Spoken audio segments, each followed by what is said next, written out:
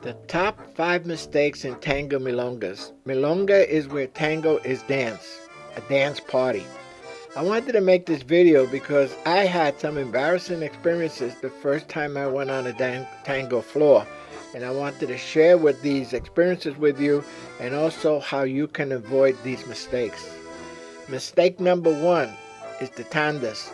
At a milonga, music is played in sets called tandas. Usually 3 or 4 songs are played by the same orchestra followed by the cortina or the curtain, which signals the end of the tanda. If you ask someone to dance and they accept, it is assumed that it will be for the entire tanda or the complete set. You must walk your partner back to their table.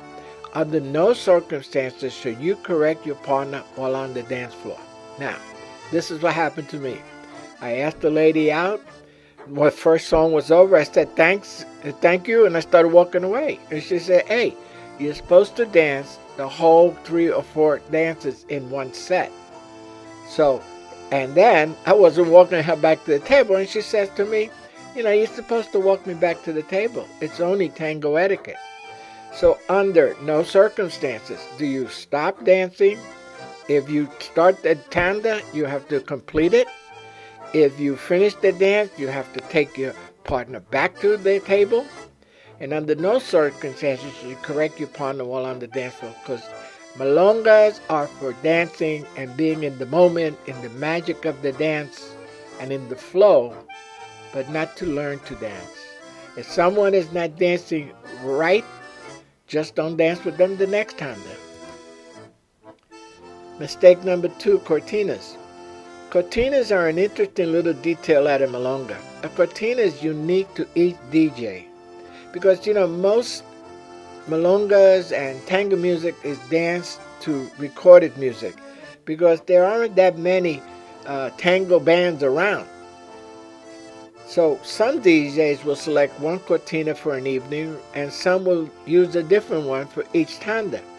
Some are humorous, some are grating on the air, some are simply beautiful music. In any case, the cortina is supposed to be a piece of music that people know not to dance to. It's your signal to smile, say thank you, and possibly change partners. Now, the idea of this is that you do not go on the dance floor while there is a cortina. The cortina or the curtain comes down. Everybody gets off the dance floor, gives you the opportunity to talk to your partner, to a new partner, and opportunity to change partners. So remember, when they put the cortina, which sometimes even the Beatles are played, or cha-cha, or swing music, all kinds of different music is played to be different from tango music, so you know it's a cortina and not to be danced to. Mistake number 3, saying thank you. I was not aware of this. Accepting a dance or saying no thank you. Accepting a dance is as simple as saying yes. You can do this with your eyes, be on the look out for people who ask the Argentinian way, or by accepting a direct invitation. It is also perfectly acceptable to say no thank you. If you accept the dance, remember it will probably last for the remainder of the tanda that is playing. 3 or 4 songs if you start at the beginning. If each one of you decide that one of the 2 dances is enough, however, each person may simply say thank you and begin leaving the dance floor. Once you say thank you to someone in a polite manner, the dance with that person is over. So, if you take out a lady and you are a terrible dancer and she doesn't want to dance with you, when that first dance is over and she says thank you, that's your cue that you blew it. Same thing for the ladies. If you're dancing with a gentleman and the first dance ends and he felt that you were not synchronized together, he would say thank you for the dance, walk you back to your table, and accept it. So, be wary of that word thank you. Mistake number 4, asking for a dance. How someone asks for a dance in Argentina. Men ask women to dance with a look, a certain glance, movement of the head towards the dance floor, or smile that says dance with me. This can take place from far across the room if the right eye is a caught. If a woman wants to accept the dance with a man, she smiles back and, most important, keeps looking at him while he approaches her. The slightest glance away is usually interpreted as meaning I've changed my mind and don't want to dance. This system is very wonderful but full of pitfalls. What if the asker is looking at the woman behind you? Did you really see a yes or a maybe? Because we are caught up in this Argentinian art form, the practice of asking people to dance with the eyes is also followed to some extent. In many areas of the world, however, you may ask someone to dance directly or with your best Argentine eyes. As in the dance, practice makes perfect. Another rule of Argentine dance is, unlike in swing or salsa or American music, women do not ask the men out to dance. That's one of the little cultural rules. Mistake number 5, talking and dance lane. Tango is danced in lanes that keep moving. The more experienced dancers tend to stay towards the outside. Tango is a traveling dance. The line of dance is counterclockwise. One must maintain common dance flow when dancing at the outer perimeter. If you find yourself interrupting the dance flow, move towards the center to let others pass you. Now, the reason for this counterclockwise and going in a circle is because in Argentina, many of the places are small and there are a lot of dancers on the dance floor. So by creating this circular motion, keeps the flow and gives everybody a space to dance. And that's another reason why don't get doing show-stopping moves and kicking and all kinds of fancy stuff if the dance is full of people. Customarily, talking is inappropriate while dancing tango. Talk between songs when off the dance floor. If you must talk on the floor, keep it to a minimum. It is especially inappropriate to talk on the floor while a live band is performing.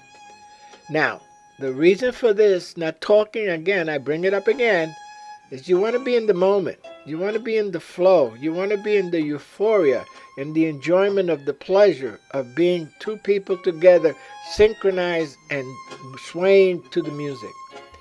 Which brings us to the tango community. There's a feeling of community and inclusion in the Hudson Valley tango population. There was always room for new members to come onto the dance floor. Tango dances are taking place all over the Hudson Valley, the world, and the Tri-State area.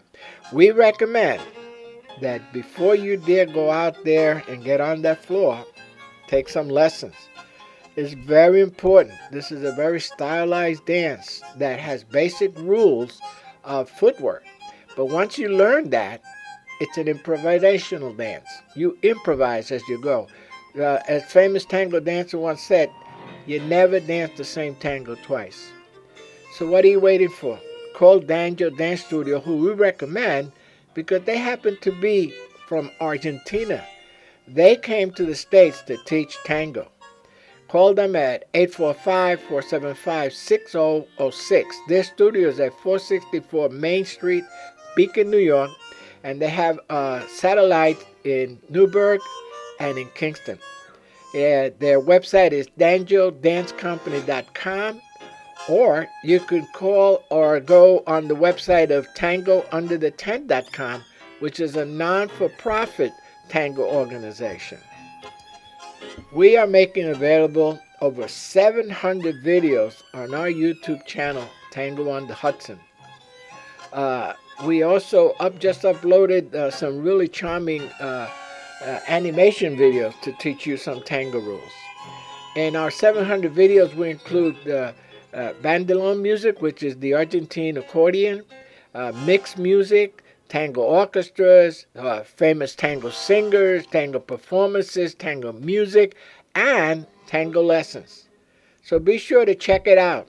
And be sure to subscribe to this channel, get the word out, and share with all your friends. You know, tango is the dance of love, and if you're not in love, you may find a love.